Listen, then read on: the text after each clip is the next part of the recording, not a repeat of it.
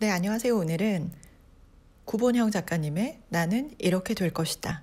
이 책 같이 보려고 합니다.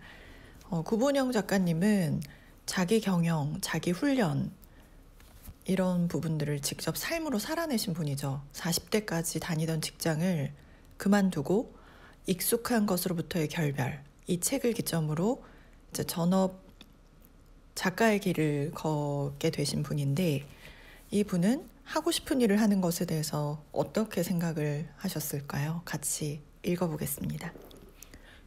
언제가 가장 행복했느냐는 질문에 나는 언제나 지금이라고 말한다. 진심이다. 왜냐하면 글을 쓰고 강연하고 연구원들과 공부할 때 나는 가장 나다웠다. 하고 싶은 일을 하면서 사는 것을 사치라고 여기는 듯하다. 다른 사람들이 생존에 매여 있을 때 자신의 삶을 즐기는 것은 어쩌면 팔자 좋은 불공평이라고 생각할지도 모른다. 나는 그렇게 생각하지 않는다. 내가 인생에서 가장 잘한 일은 작가가 된 것이다. 그것밖에 잘할 수 있는 것이 없었다. 그래서 매달렸다. 다른 것에는 소질도 없었고 잘할 수도 없었고 자신도 없었기 때문에 내가 할 수 있는 것에 나를 걸었다. 그것은 사치가 아니라 내가 나로 살 수 있는 유일한 선택이었다.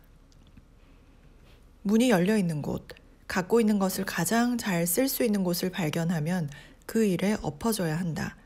그것이 천직이기 때문이다. 어느 날 어떤 일에 공명해 떨림을 얻게 되면 그 문, 그 길로 들어서라. 의심하면 안 된다. 모두 버리고 그 길로 가야 한다. 그것이 바로 자기 혁명이다. 인생은 너 자신을 발견하고 찾아가는 것이 아니다. 네가 원하는 모습대로 너를 창조해내는 것이다. 조지 버나드 쇼는 임종의 즈음에서 말한다. 내가 다시 산다면 될 수도 있었으나 한 번도 되어보지 못한 사람으로 살고 싶다. 오늘 한 번 해보고 싶었지만 한 번도 해본 적이 없는 일을 해봐야겠다. 40대 가장으로 평범한 직장에서 생활을 하던 분이 정말 자기가 하고 싶은 일을 할 수 있게 되기까지 얼마나 치열하게 자기 훈련을 하고 자기 혁명을 시간을 가졌을까라는 생각을 하게 되는데요. 그렇게 해서 결국 이루어낸 지금 현재를 가장 행복하다라고 표현하는 부분이 참 와닿았고, 지금 하고 싶은 일을 하는 것에 대해서 고민하시는 분들이 계시다면 이 부분에서 이분의 삶에서 도움을 얻으실 수 있을 것 같습니다. 그리고 어떤 부분에서 삶이 좀 힘들어서 낭떠러지라고 느끼는 순간이 누구든지 그런 순간을 경험할 때가 있죠. 그때 도움이 되는 글인 것 같습니다. 신은 무한이시니 낭떠러지에 다다르면 날개를 주실 것이다. 바다로 뛰어내리는 자가 신대륙을 향하게 되지 않았는가. 받은 것이 초라한 것이라도 평생 갈고 닦아라. 영웅의 허리에 채워진 빛나는 보검이 되리라. 모든 배는 결국 바다가 끝나는 그 끝에서 폭포처럼 떨어져서 죽게 되리라는 상상의 두려움을 넘어설 때 새로운 대륙들이 발견되었다. 옛날에는 지구가 평평하다고 믿었잖아요. 많은 사람들이, 대부분의 사람들이. 그래서 저 바다 끝에 가면 이렇게 폭포처럼 낭떠러지에 이렇게 떨어질 것이다라고 모든 사람들이 생각을 했죠. 우리가 알 수 없는 지점이니까. 그런데 그곳을 간 사람이 있단 말이죠. 바다 끝을 간 사람은 그런 두려움을 이겨내고 그 끝에 무엇이 있는지 가본 사람은 결국 새로운 땅을 발견한 거죠. 신대륙을 발견한 거죠. 그래서 인생의 어떤 낭떠러지라고 느끼는 그런 순간에 신이 날개를 달아주고 새로운 땅을 발견하게 해준다는 그런 위안이, 삶의 위안이, 그리고 어떻게 보면 삶의 진리가 많은 분들에게 도움이 될 것 같아서 같이 나눠봤습니다. 그리고 인생을 살다 보면 좀 어려움 내지는 문제에 부딪히는 순간이 있죠. 그때 도움이 되는 부분인 것 같습니다. 문제가 밖에 있다면 내가 문제 해결을 위해서 할 수 있는 일이 없다. 고작 불평과 변명을 늘어놓는 것이 전부일지 모른다. 문제가 내게 있다고 생각하는 순간 그 해결의 열쇠는 내가 쥐게 된다. 그래서 주도적인 사람은 늘 자신을 돌아보아 어떤 상황에서도 자신이 할 수 있는 의미 있는 일을 찾아 나선다. 그들은 불평하지 않는다. 불평으로 해결되는 것이 없음을 알기 때문이다. 대신 자신이 즐겨 할 수 있는 일을 하고 마음의 평화를 찾아 나선다.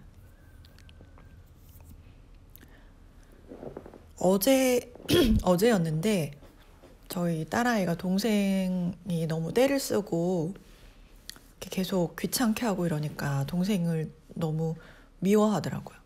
그래서 밤에 잠잘 때 같이 오늘 감사한 일 한 5가지씩 우리 말해보자 이렇게 얘기를 하니까 동생이 막 이렇게 떼를 썼어요. 그러니까 누나가 먼저 하겠다고 말을 했는데 동생이 엄마가 먼저 하라고 막 이렇게 떼를 쓰는 거예요. 그러니까 거기서 또 누나가 마음이 상한 거예요. 그래서 그 누나한테 말을 해줬는데 그 동생이 미워하는 마음이 들 때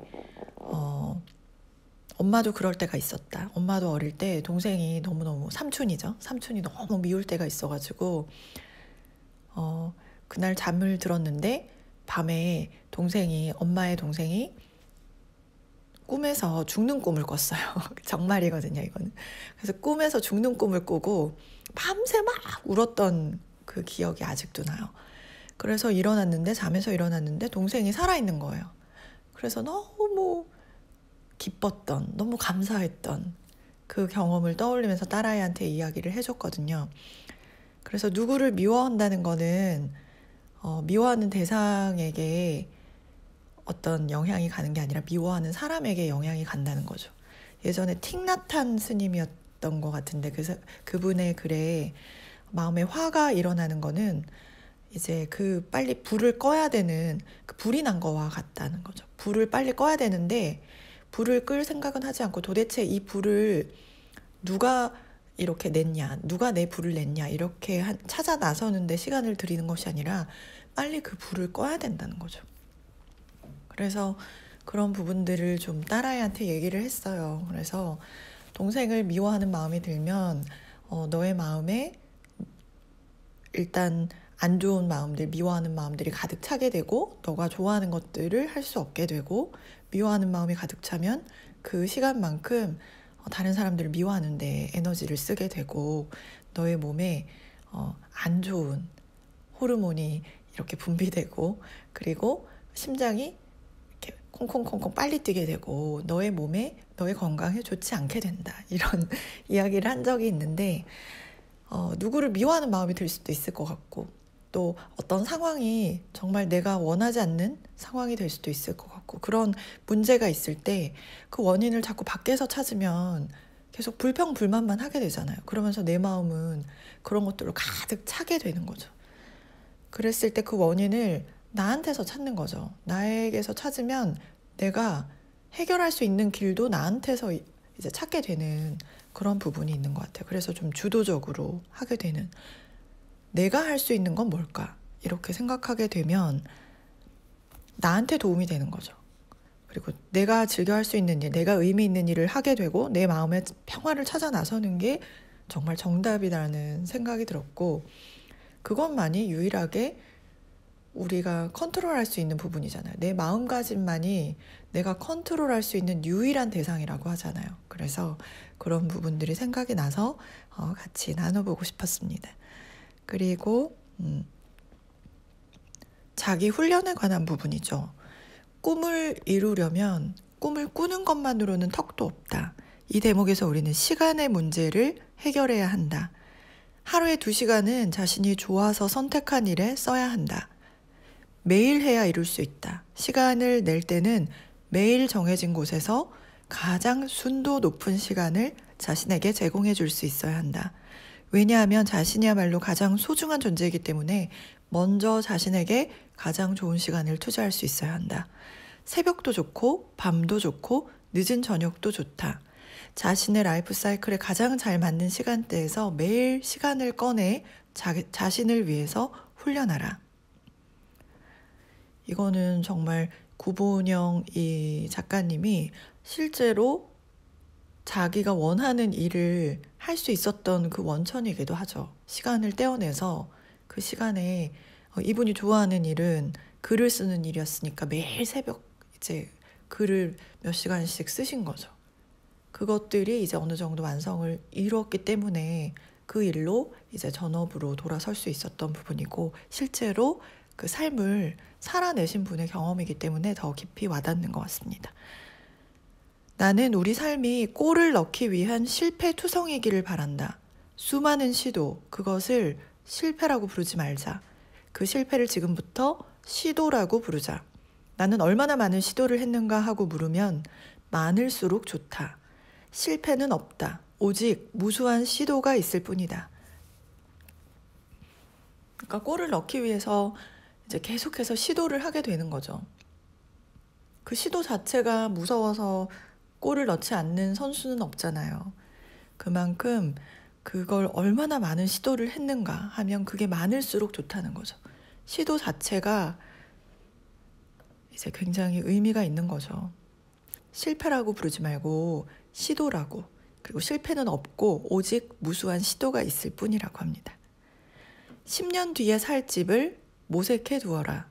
실제로 돌아다니면서 적어도 50개의 동네와 200채의 집을 가보고 두세 군데를 찍어두어라. 바라는 것을 얻는 것은 적극적인 기다림이다. 10년 뒤에 살 집, 정말 내가 살고 싶은 집을 생각해 보려면 그 집을 실제로 봐야 하는 부분이 있죠. 어느 지역에서 살 것인지. 막연하게 내가 10년 뒤에는 정말 멋진 집에서 살아야지라고 생각하는 것이 아니라 10년 뒤에는 나는 어느 동네에 이 집에서 살게 될 것이다. 이렇게 바라는 것을 얻는 것은 적극적인 기다림이래요.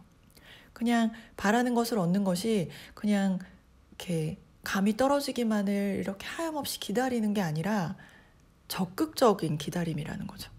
50개의 동네와 200채의 집을 가보는 거죠. 그리고 그 중에서 내가 마음에 든 두세 군데를 찍어 놓으면 이제 그 집에 살게 될 확률이 훨씬 높아지는 거죠. 그 바라는 것을 얻게 될 확률이 더욱더 높아지는 거죠. 그래서 그 비유를 이렇게 우리가 이미지로 생각으로 하기가 굉장히 쉽게 해놓은 부분 같아서 같이 나눠보고 싶었고요. 그리고 니체는 외친다. 우연은 존재하지 않는다. 일어나는 모든 것은 의미가 있다.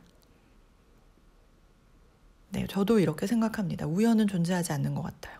일어나는 모든 것은 의미가 있다라고 믿습니다. 오늘 하루도 여러분에게 주어진 일, 주어진 환경, 주어진 상황, 그리고 만나는 사람, 그 모든 것들에서 의미를 발견하실 수 있었으면 좋겠고, 그 안에서 주도적으로 적극적으로 기다려서 바라는 것들을 이뤄나가시는 그런 하루가 되셨으면 좋겠습니다. 네, 오늘은 구본영 작가님의 나는 이렇게 될 것이다 책 같이 나눠봤는데요. 여러분도 나는 이렇게 될 것이다, 이렇게 꿈을 꿀 수 있고 또 그걸 위해서 시도할 수 있다는 것 자체가 참 인간만이 할 수 있는 그런 정말 최대 가치이고 정말 행복한 일인 것 같아요. 그래서 그런 것들을 누리시는 하루가 되셨으면 좋겠습니다. 네, 감사합니다.